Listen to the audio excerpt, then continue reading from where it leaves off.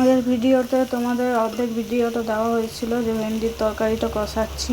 দেখো 5 মিনিট হয়ে গেল, ভালো করে কষিয়ে নিয়েছি যাতে যে মশলাপাতিগুলো দিয়েছি তার গন্ধটা চলে যায়। তো এরপর বলে রাখি, এর সাথে নুনটা আমার অ্যাড করা হয়নি।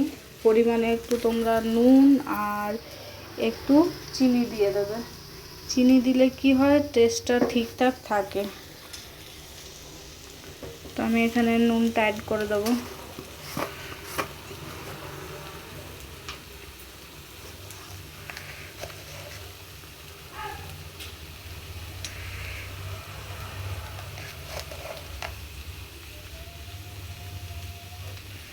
দেখতে পেলে এখানে আমি পরিমাণ মতো তোমাদের যতটা রান্না তোমাদের লাগে নুন ততটা তোমরা এখানে অ্যাড করে নেবে। দিয়ে দিলাম। আর আমি চিনি আগে থেকে দিয়ে দিয়েছি, তো তোমরা এবারে দিয়ে দেবে। আর শেষে কি করবে, একটু জল দিয়ে কষা কষা করবে। তো জল দিয়ে তো প্রথমে একটু ফুটাতে হবে। তো ফুটানো মানে যখন জল দিয়ে দেবে তার কিছুক্ষণ পরে তোমরা একটু এটার মধ্যে গরম মশলা অ্যাড করে দেবে, তাহলে জিনিসটা খুব সুন্দর খেতে লাগবে। মানে ভেন্ডির তরকারি ভেন্ডি বলে মনেই হবে না। রান্নাটা যে কাউকে করে খাওয়াবে খুবই সুন্দর হবে, যে একবার খাবে সে বারবার চাইবে।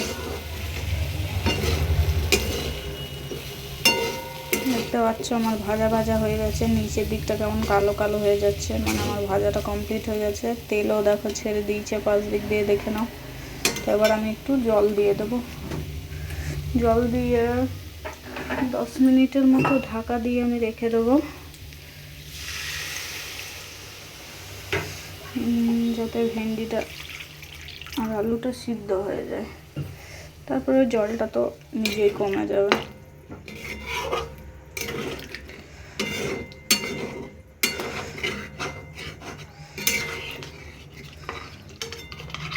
তারপর 10 মিনিট পর ঢাকা দেওয়ার পর তোমাদেরকে দেখাচ্ছি রেসিপিটা কেমন হয়েছে। ঠিক আছে, 10 মিনিট ঢাকা দেওয়া রইল।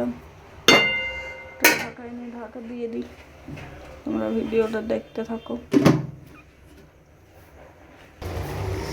দেখতে পাচ্ছ আমার তরকারিটা একদম রেডি হয়ে গেছে। কষা কষা না, আমি একটু ঝোল ঝোল রেখেছি। তো তোমরা চাইলে কষা কষাও রাখতে পারো। যারা রুটি দিয়ে খেতে চাও তারা কষা কষা করে রাখবে। আমি যেহেতু আজকে ভাতের সাথে খাবো তাই এটাকে একটু পরিমাণে জল মানে ঝোল ঝোল রেখেছি আর কি।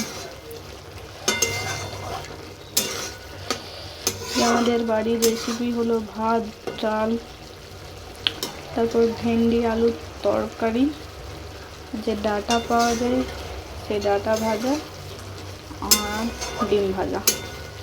এটাই হলো আমাদের খাবার আজকে।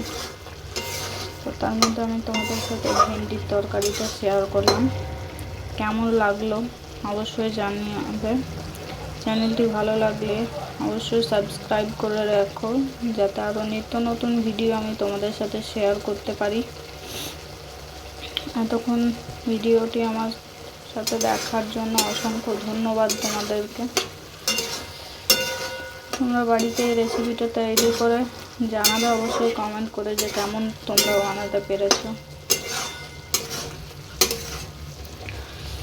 দেখছো, চলো আজকের মতো টাটা, বাই বাই, দেখা হচ্ছে নেক্সট দিন।